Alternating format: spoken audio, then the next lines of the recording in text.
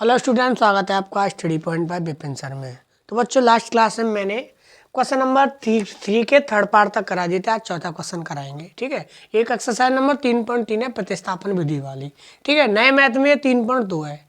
ठीक है, तो देखो बच्चों, ये हमारा क्वेश्चन है। ये थोड़ा क्वेश्चन ट्रिपिकल भी है, थोड़ा इसको बच्चों कठिन क्वेश्चन मानते हैं इस क्वेश्चन को। वैसे ये कठिन नहीं है, थोड़ा समझने में इस क्वेश्चन को समझने में थोड़ी दिक्कत आती है। तो देखो बच्चों, इंपॉर्टेंट भी है थोड़ा। ठीक है, एक नगर में टैक्सी के भाड़े में एक नियत भाड़े के अतिरिक्त चली गई दूरी पर भाड़ा सम्मिलित किया जाता है। मतलब एक नगर है, शहर है एक, उसमें एक मतलब एक टैक्सी चलती है, तो उसमें नियत भाड़े के अतिरिक्त अगर हम अतिरिक्त दूरी चलते हैं तो उसमें अतिरिक्त भाड़ा सम्मिलित किया जाता है। एक तो नियत भाड़ा, उसमें अगर हम अतिरिक्त दूरी तय करते हैं तो अतिरिक्त भाड़ा मतलब सम्मिलित किया जाता है। 10 किलोमीटर के लिए भाड़ा कितना है? 105। मतलब 10 किलोमीटर अतिरिक्त चलने के लिए भाड़ा कितना है? 105। और 15 किलोमीटर के लिए एक्स्ट्रा चलने के लिए कितना है? 155। नियत भाड़ा और प्रति किलोमीटर भाड़ा क्या है? एक व्यक्ति को 25 किलोमीटर के लिए कितना भाड़ा देना होगा? तो देखो बच्चों, एक नगर में एक टैक्सी है, उसमें नियत भाड़े के अतिरिक्त, अगर हम नियत भाड़े का मतलब है जो हमने फिक्स किया है, यहाँ से कहीं तक जाने का जो भाड़ा फिक्स किया है, एक तो वो नियत भाड़ा। अगर उसके अतिरिक्त हम अतिरिक्त किलोमीटर चलते हैं, हम ज़्यादा दूर तक जाते हैं, तो उसमें अतिरिक्त भाड़ा सम्मिलित किया जाता है। तो वो भाड़ा कैसे सम्मिलित किया जाता है? देखो, प्रथम 10 किलोमीटर दूरी के लिए कितना है? 105। अगर हम 15 किलोमीटर चलते हैं तो कितना है? 155 है। तो नियत भाड़ा तथा प्रति किलोमीटर भाड़ा क्या है ये बताना है। फिर एक व्यक्ति को 25 किलोमीटर के लिए कितना भाड़ा देना पड़ेगा? जैसे 10 किलोमीटर के लिए इतना देना पड़ रहा है, 15 किलोमीटर के लिए एक्स्ट्रा 155 देना पड़ रहा है, ऐसे ही 25 के लिए कैसे हो? तो सबसे पहले हम एक्स और वाई के मान ज्ञात करेंगे, पहले तो मानेंगे। तो इस प्रकार के क्वेश्चन में कैसे मानते हैं? तो जो पूछा है वही मानेंगे। क्या पूछा है हमको? नियत भाड़ा और प्रति किलोमीटर भाड़ा। तो देखो बच्चों, माना, हल करें हम इसका। माना नियत भाड़ा x और प्रति किलोमीटर अतिरिक्त भाड़ा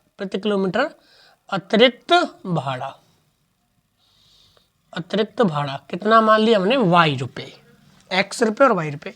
अब प्रथम शर्ताना है इसमें। देखो बच्चों, हमारी दो शर्त होती हैं। वो ऐसे क्वेश्चनों में दो शर्त होती हैं। पहली शर्त से पहला समीकरण निकलता है, दूसरी शर्त से दूसरा समीकरण निकलता है। तो देखो, पहली शर्त क्या है कि 10 किलोमीटर के लिए भाड़ा कितना है? 105। तो प्रथम शर्तानुसार अगर हम समीकरण बनाए हैं तो देखो 10 किलोमीटर के लिए कितना है? 105। देखो, हमको नियत भाड़े से कोई मतलब नहीं है, वो तो हमारा है फिक्स नियत भाड़ा है। जो 10 किलोमीटर के लिए भाड़ा कितना है? 105। तो हम कितने अतिरिक्त चले? 10 किलोमीटर। तो प्रति किलोमीटर कितने रुपए? वाई। तो 10 किलोमीटर के लिए कितना हो जाएंगे? 10 वाई बराबर कितने? 105 रुपये बराबर कितने? 105। अब हम द्वितीय शर्तानुसार चले। हम द्वितीय शर्तानुसार, ये तो हमारा देखो समीकरण नंबर फर्स्ट हो गया। द्वितीय शर्त में अगर 15 किलोमीटर के लिए भाड़ा कितना है? 155। ये नियत भाड़ा हमारा, और 15 किलोमीटर के लिए 15 वाई बराबर कितना है? हो गया 155। ये समीकरण नंबर 2 है हमारा। तो देखो बच्चों, अगर हम 10 किलोमीटर अतिरिक्त चलते हैं तो 105 रुपये देने पड़ रहे हैं टोटल हमें। इसमें नियत भाड़ा सम्मिलित है। नियत भाड़ा अतिरिक्त 10 किलोमीटर चले तो कितने रुपये दिए? 105। तो 105 में नियत और अतिरिक्त सब शामिल हो गए। अब इतना पता नहीं कि अतिरिक्त वो कितने रुपये किलोमीटर ले रहा है। तो नियत भाड़ा अतिरिक्त किलोमीटर कितना है? वाई। तो कितने चले हम? टोटल 10 चले। कितने चले? 10 किलोमीटर। तो कितना हो गया? 105। x प्लस 15 वाई, 15 किलोमीटर के लिए कितना है? 155। तो सबसे पहले इन दोनों समीकरणों को प्रतिस्थापन विधि से बच्चों क्या करेंगे? हल। प्रतिस्थापन विधि से सॉल्व करके हमको क्या निकालना है? x और y के मान। फिर हम 25 किलोमीटर के लिए निकालेंगे। तो 25 को कैसे लिखेंगे? x plus 25 y. तो वहाँ पे x और y के मान की जरूरत पड़ेगी, पहले निकालते हैं। तो देखो, कोई एक समीकरण से x का टेम्परेरी मान निकालेंगे। तो देखो, समीकरण नंबर पे 1 से निकालते हैं। समीकरण 1 से x प्लस 10 वाई बराबर कितना है? 105।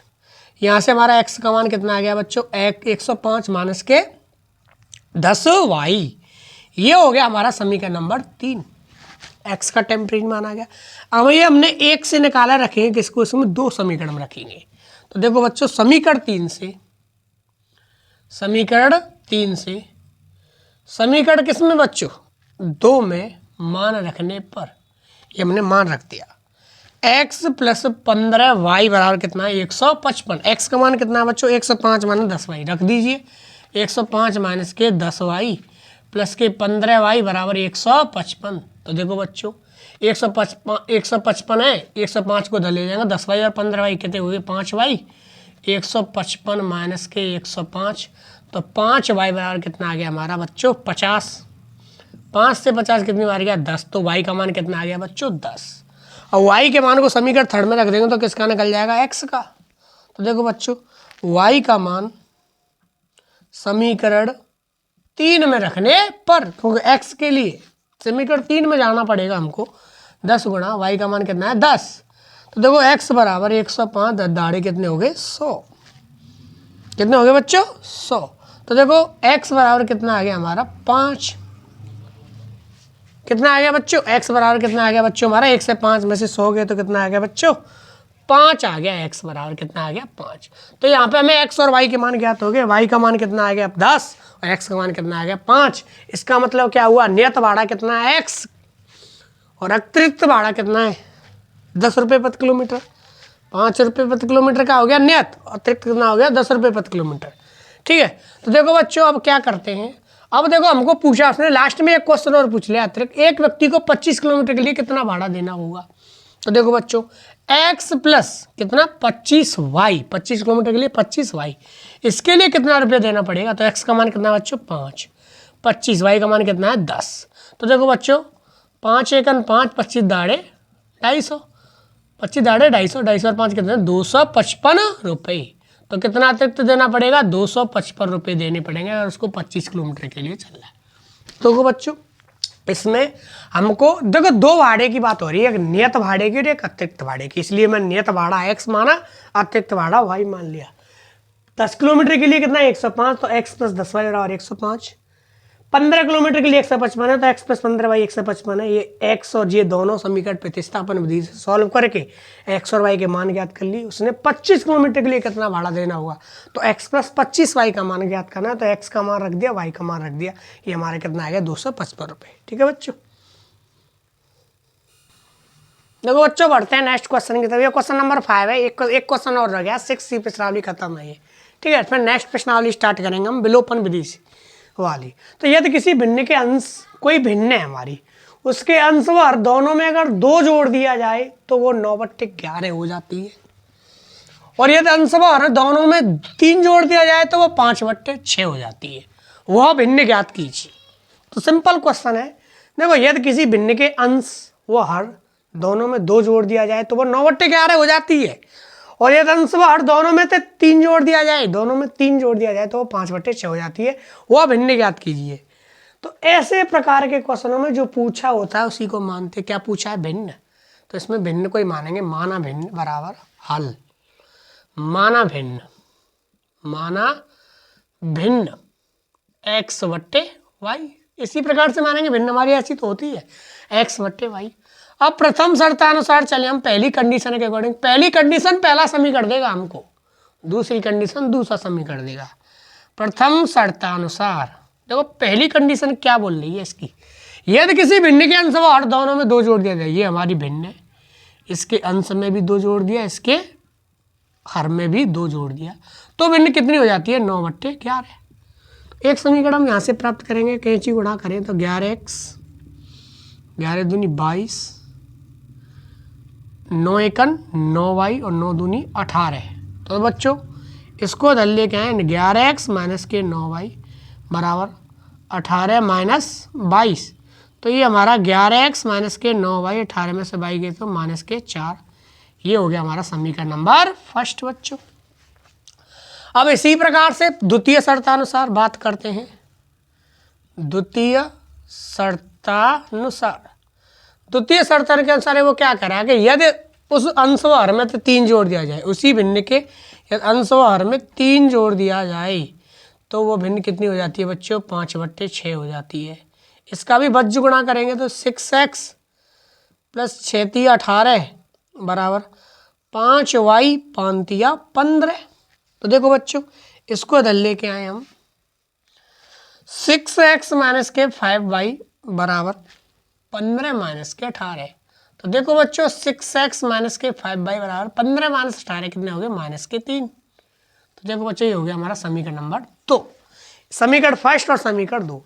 अब इस समीकरण फर्स्ट और समीकरण 2 को हम प्रतिस्थापन विधि से हल करेंगे। तो किसी एक समीकरण से हम x और y के क्या निकालेंगे, हम मान, टेम्परेरी मान निकालेंगे, या तो x का या y का। तो देखो सब समीकरण 2 से निकालते हैं। तो देखो बच्चों समीकरण 2 से 6x बराबर माइनस के 3 उधर है, माइनस 5 को उधर ले जाएंगे तो लेंगे प्लस के 5y, 6 का भाग दे दें तो x बराबर कितना आ गया माइनस के 3 प्लस के 5y बट्टे 6। ये आ गया हमारा समीकरण नंबर 3 बच्चों। समीकरण 3 आ गया, टेम्परेरी मान आ गया, x का वैसा ही मान आ गया टेम्परेरी। अब इस टेम्परेरी मान को ये समीकरण 2 से निकाला रखेंगे किसमें, फर्स्ट में। तो या हमारा समीकरण किस में बदल जाएगा, y में बदल जाएगा। फिर y का मान निकालेंगे, उसको 3 में रख देंगे तो x का मान ज्ञात हो जाएगा। तो देखो बच्चों 3 से समीकरण 3 से समीकरण 2 से निकाला, समीकरण फर्स्ट में रखेंगे। समीकरण फर्स्ट में मान रखने पर, जिसने बच्चों लास्ट क्लास नहीं देखी वो लास्ट क्लास देख ले। समीकरण 3 से समीकरण फर्स्ट में मान रखने पर, ठीक है, शुरू से क्लासों को देखे जब भी समझ में आएगा अच्छे से।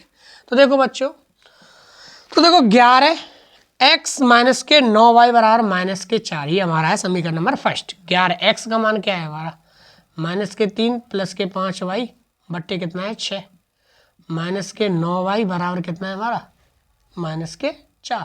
इसको सॉल्व करते हैं बच्चों। तो देखो बच्चों माइनस के 33 55y, माइनस के 33 11 पंजे 55 अपॉन में क्या चल रहा है 6 माइनस के 9y बराबर कितना है माइनस के 4।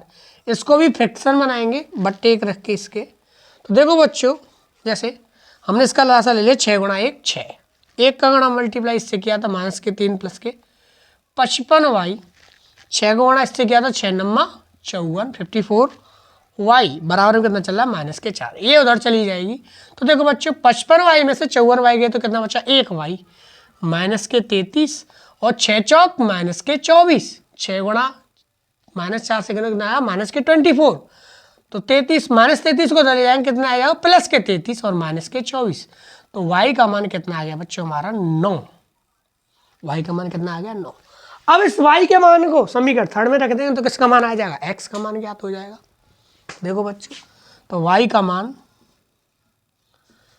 समीकरण 3 में रखने पर, रख दो बच्चों रख दो, माइनस 3 प्लस 5 गुणा y का मान कितना है बच्चों 9 रख दिया बट्टे कितना आ गया 6, x बराबर माइनस के 3 5 नम्मा 45 अपॉन 6 बट्टे 6। 45 में से 3 गया तो कितना आ गया 42 बट्टे 6, 6 का भाग 42 में देंगे कितना आएगा 7। तो कितना आ गया x का मान कितना आ गया बच्चों 7 और y का मान कितना आ गया 9। ठीक है बच्चों, तो हमारी भिन्न क्या हो गई, हमारी भिन्न क्या होगी x बट्टे y। तो भिन्न हो गई हमारी, x का मान कितना आया 7 और y का मान कितना। तो हमारी बच्चों भिन्न क्या हो गई, भिन्न बात ज्ञात करें, नीचे दिखाई नहीं देता। x बट्टे y थी, x का मान कितना निकाला 7, देखो 7 आया x बराबर, y का मान कितना है 9। तो हमारी भिन्न होगी 7 बट्टे 9। यही हमारा उत्तर है। ठीक है बच्चों, देखो बच्चों ये नेक्स्ट क्वेश्चन लास्ट क्वेश्चन है 6 सोनाली का 3.3 का। ठीक है, नए मैथ में 3.2 है। 5 वर्ष बाद जैकब की आयु उसके पुत्र की आयु से 3 गुनी हो जाएगी।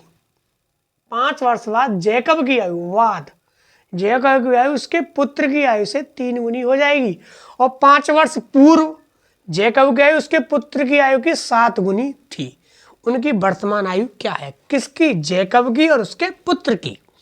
तो बच्चों जो पूछा है उसी को मानते हैं। माना क्या पूछा है, उनकी वर्तमान आयु, किनकी वर्तमान आयु, जैकब की और उसके पुत्र की, नहीं उनकी वर्तमान आयु पूछिए।